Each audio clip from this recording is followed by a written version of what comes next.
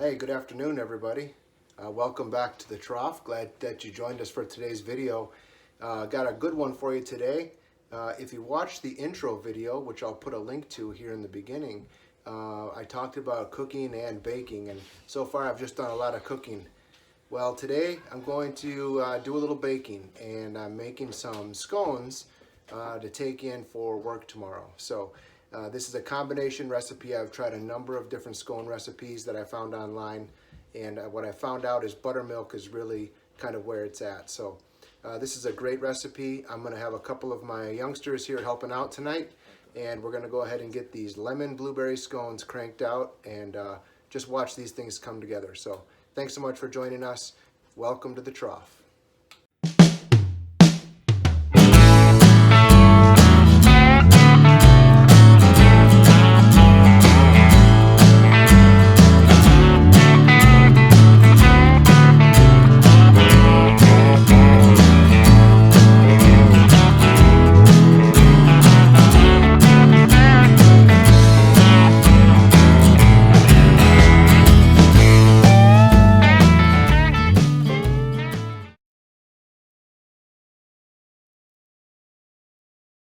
All right, so I'm going to go ahead and put the ingredients down in the comment box below.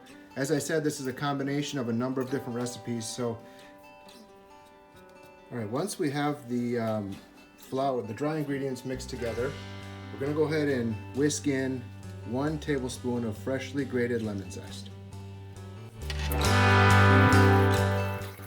Now, most of the lemon flavor in this recipe comes on the glaze, but we do want to have hints of it within the body of the scone.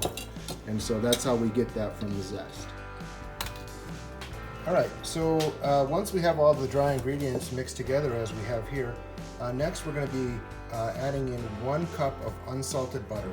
I went ahead and diced this up into small pieces and put it in the freezer so it's extra firm. This is a critical step. So go ahead and make sure you chill your butter. We'll add this to the flour mixture and we'll cut it in using our pastry blender.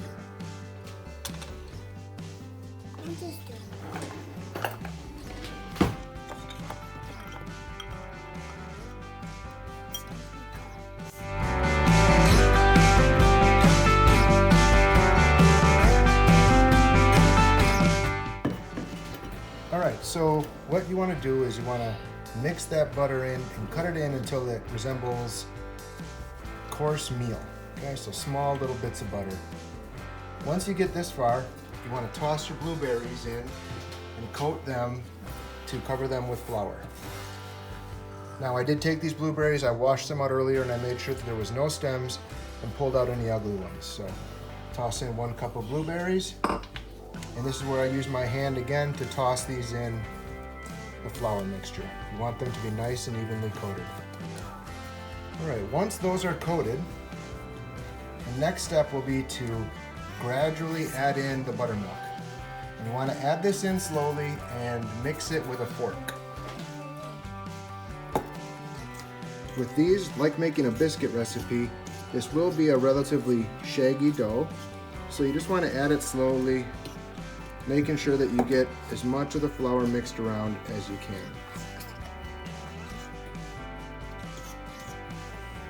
It's starting to already smell like the stuff that we're gonna make. So good, right, Dad? Very good, buddy. Very good. So you can see it's starting to get a little bit lumpy. You can slowly. But once you have all of the buttermilk added in, you'll see this dough is relatively sticky. And we're going to turn it out onto a floured counter and make sure we get all the dry bits mixed in. Careful not to destroy all of the blueberries.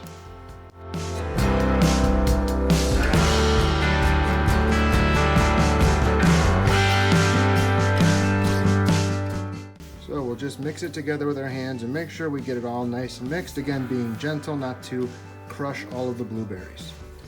You'll no doubt lose a few. Try your best to keep them whole. Once it's pretty consistent texture-wise and most of the crumbly dry flour is absorbed, there's a couple of different ways you can go about this. for a more traditional triangular scone shape, you'd form this into a round circle and cut it into triangles. I found that it's a little bit more consistent with cooking. If I take it down into a rectangle shape like this, you want it to be about 1 inch thick.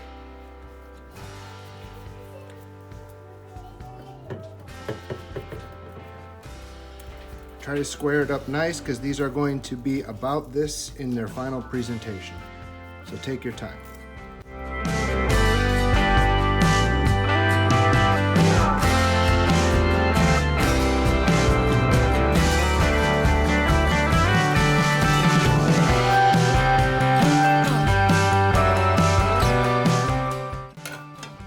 Once they're all cut, we'll carefully separate them and place them onto our prepared parchment-lined baking sheet.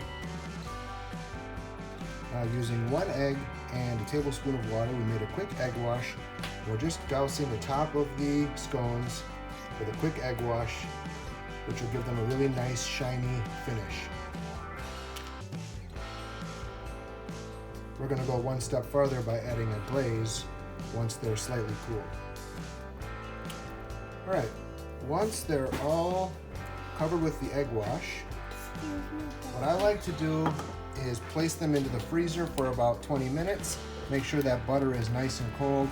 That helps these scones really maintain their beautiful shape while they bake.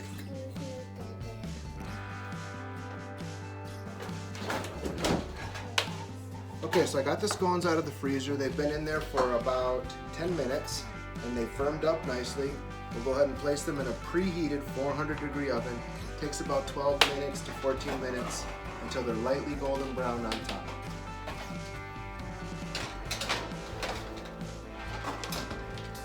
Okay, while the scones are baking, we'll go ahead and make the glaze. The glaze is very simply 1/2 cup of confectioner's sugar, 1 tablespoon of fresh squeezed lemon juice, and 1 tablespoon of milk or heavy cream if you have it on hand. Whisk that together.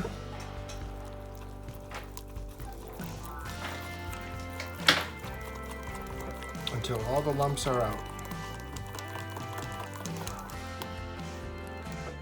That'll be kind of thin at this point, but once that sets up, it'll make these just absolutely beautiful. Alright, so once you have the scones out of the oven and they've cooled for just a couple of minutes, you want to apply the glaze while they're still hot. I find the easiest way is just with a tablespoon.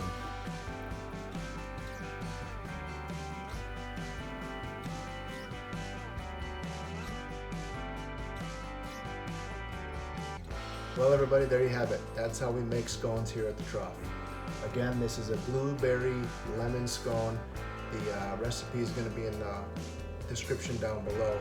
There's a ton of ways to modify this recipe. I've done raspberry almond, I've made orange cranberry for Christmas, and we've done peanut butter. So there's plenty of options that you can do by modifying this basic buttermilk scone recipe. If you'd like to see some of the other ways that I've done it, let me know in the comments and I'll be happy to post videos about some of those other scones that I have put together. While you're down there, go ahead and hit that subscribe button. You know we always appreciate that. And turn on that notifications bell so you can keep posted of when we do get new content out. If you are interested, I have these new Trawf stickers, which I just had made. If you're interested in having one of those, reach out to me down below and I'll contact with you and get one out in the mail for you. As always, we appreciate you here and enjoy any comments that you leave down below. So make sure and check us out on Instagram as well, and we'll look forward to next time we get together here at the Trawf. Have a great night.